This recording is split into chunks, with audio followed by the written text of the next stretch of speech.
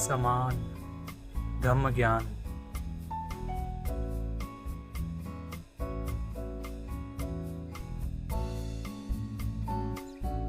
जो सुख का लोभ नहीं करता, दुख से घृणा नहीं करता, वह सुख दुख में समान है।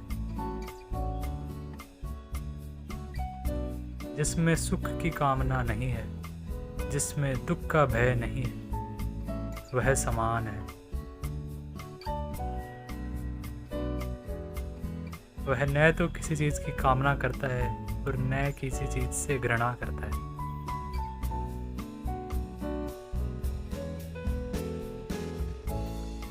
वह लोभ, घृणा और अज्ञान से विमुक्त हो चुका है।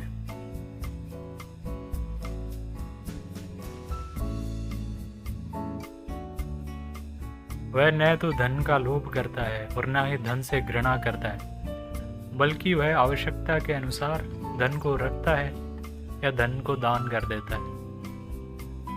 वह न तो भोजन का लोभ करता है और न ही भोजन से घृणा करता है, बल्कि वह आवश्यकता के अनुसार भोजन करता है या नहीं करता है।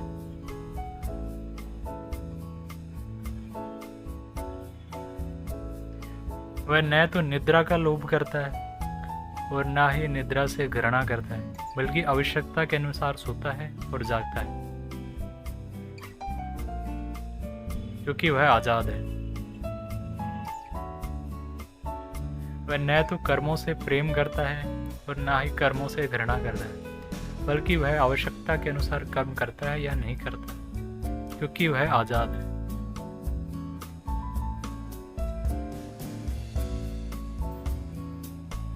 वह न तो तारीफ का लोभ करता है और न ही तारीफ से घृणा करता है, बल्कि वह अपनी तारीफ उतनी देर सुनता है जितनी सुनने की आवश्यकता है। फालतू में लोगों की तारीफ के पीछे नहीं भागता और न ही अपनी तारीफ से वह घृणा भी करता है। वह न तो बोलने का लोभ करता है और न ही बोलने से घृणा करता है। जितना बोलने की आवश्यकता है वह उतना बोलता है, व्यर्थ नहीं बोलता है वो, और हमेशा चुप भी नहीं रहता है वो।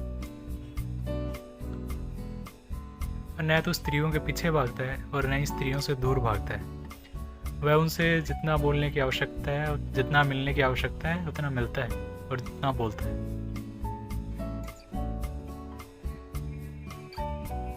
कठिनाइयों से और दुख से वह घृणा नहीं करता, न ही उनका भय करता है, और न ही अपने आप को फालतू की वह कठिनाइयाँ या दुख देता है। जितना दुख सहन करने की आवश्यकता है उतना सहन करता है और वह समय आने पर छोड़ देता है।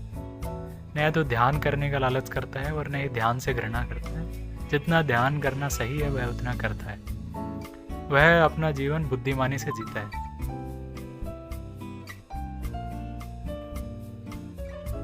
जिसने घृणा और लोभ को जीत लिया है, जिसने अज्ञान को मिटा दिया है, वही आजाद है।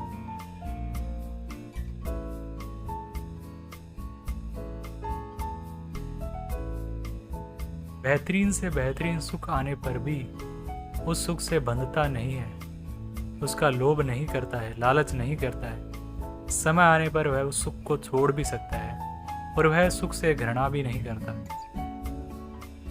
वह दुख से घृणा नहीं करता। समय आने पर वह दुख को सहन करता है और जितना सहन करने की आवश्यकता है उतना सहन करता है। वह अपने आप को व्यर्थ का दुख भी नहीं देता। आवश्यकता के अनुसार वह कर्म करता है। इसमें देखने लायक बात यह है कि कुछ कर्मों को अधिक करने की आवश्यकता होती है, कुछ कर्मों को कम करने की आवश्यकता होती है और कुछ को बिल्कुल भी नहीं करने की आवश्यकता होती है। वह दुर्गंध से, भोजन से, कड़वे भोजन से, अपमान से, निम्न स्तर के कार्यों से भी घृणा नहीं करता है और न ही उनका लोभ करता है। वह उन कार्यों को सिर्फ इसलिए नहीं कर रहा है क्योंकि उन कार्यों को करने की अधिकतर समय जरूरत ही नहीं होती। इसका अर्थ ये नहीं कि उन कार्यों को नहीं कर सकता है। समय आने पर मनुष्य को युद्ध भी करना पड़ सकता है।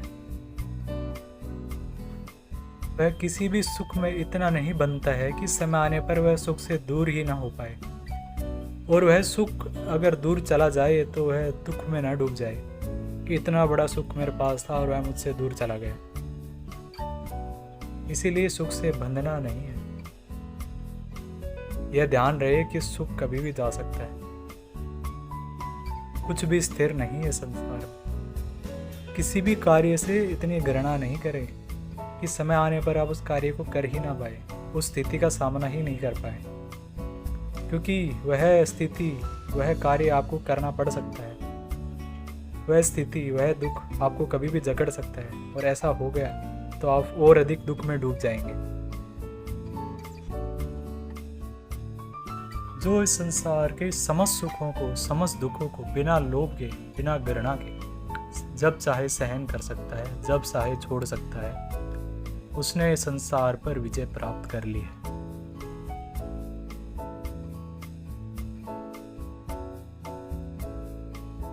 न तो इस संसार में उसे कोई प्रिय है और न ही कोई अप्रिय है, न ही कार्य उसके लिए प्रिय है और न ही कोई कार्य अप्रिय है, न ही कोई स्थिति उसके लिए प्रिय है और न ही कोई स्थिति उसके लिए अप्रिय है, बल्कि वह सभी स्थितियों में समान है।